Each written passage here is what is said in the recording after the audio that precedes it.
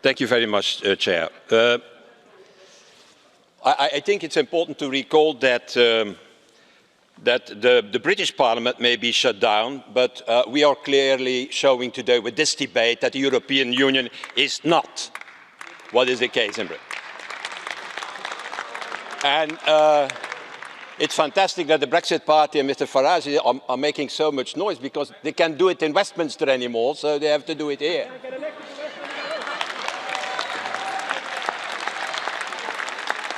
By the way, they are not even elected in Westminster. So, so you know, dear colleagues, Eurosceptics, they like something. They like, in fact, bashing Europe by saying that the European Union is undemocratic, and you can be sure that in a few moments they're going to repeat that, huh? They're going to repeat that. Well, I can tell you that Jean-Claude Juncker or Tusk can do a lot of things, but at least they cannot close the doors of our house. That is not possible. So if the Eurosceptics in the coming hours now, in the coming minutes, want to use again for a ridiculous comparison with the Soviet Union, from now on they can point the finger to Westminster instead to Strasbourg or to Brussels. That seems to me the good way forward now for them. Now, my hope is that, President, today, with the vote today of the resolution, we will reiterate our unity about Brexit. A unity that means Parliament, that means the Commission, that means the Council, and that means the 27 member states.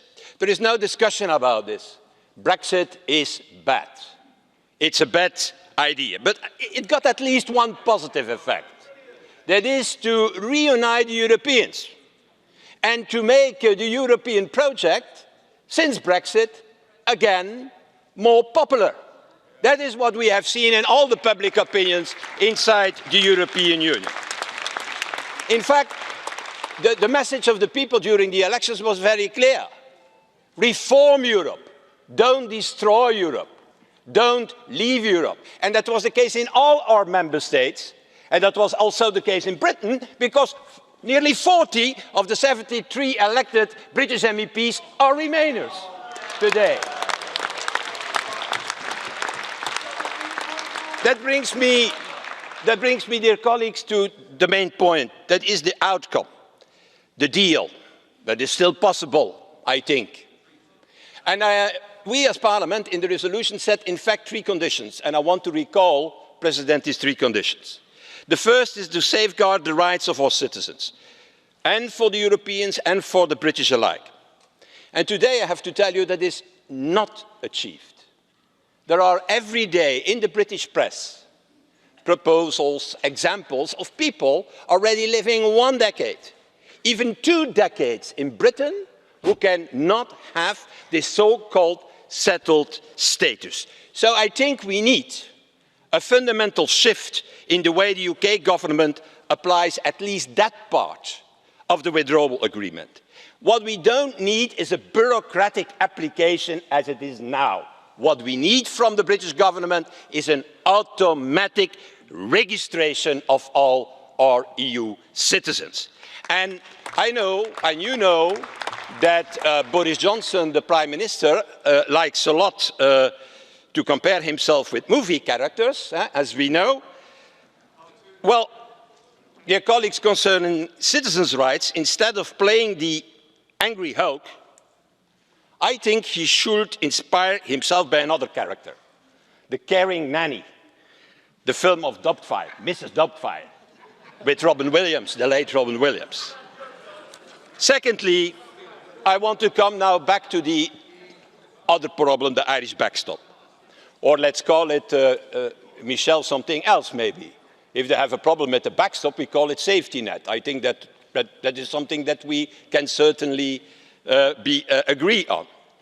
We need such a safety net, and that is not only for economic reasons. The main reason why we need a safety net is to make sure that violence is not returning on the island of Ireland. That is the main reason. And I have to tell you that I find it completely irresponsible of a number of British MPs and especially hardline Tories not to accept this.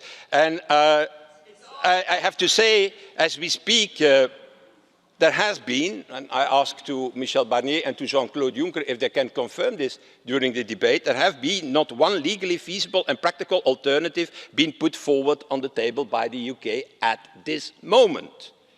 So clearly, I have to tell you that the backstop, as it is in the press today, in the British press, to limit the backstop to agricultural products, I think it's not enough because they're only representing 30%, 35%, I think, of the total imports of goods and services between the border. And a backstop can also not be unilaterally ended by Stormont, because that's not a safety net, but that will be a permanent instrument for blackmailing during the coming negotiations. A safety net needs to be a safety net in the hands of both parties, not only of Northern Ireland, but also in the head of the European Union.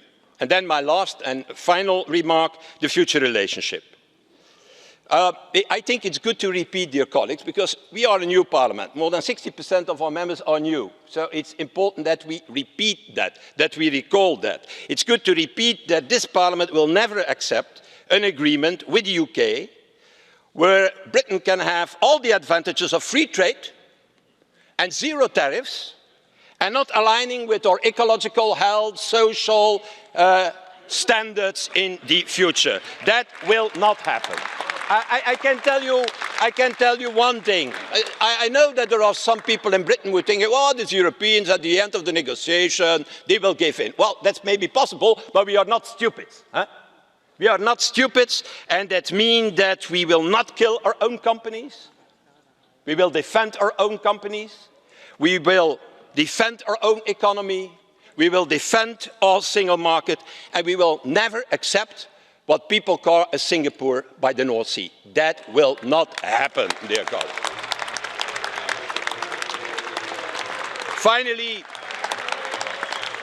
Finally, to end, you know, Brexit started, as we all know. It was an attempt by David Cameron to heal the divisions in the Conservative Party and the Tory Party. And the consequence has been enormous divisions in British society. What we will not allow, we as Europeans, that this Brexit is creating turmoil and divisions in our European Union and in our European project. Grazie, onorevole Verhofstadt.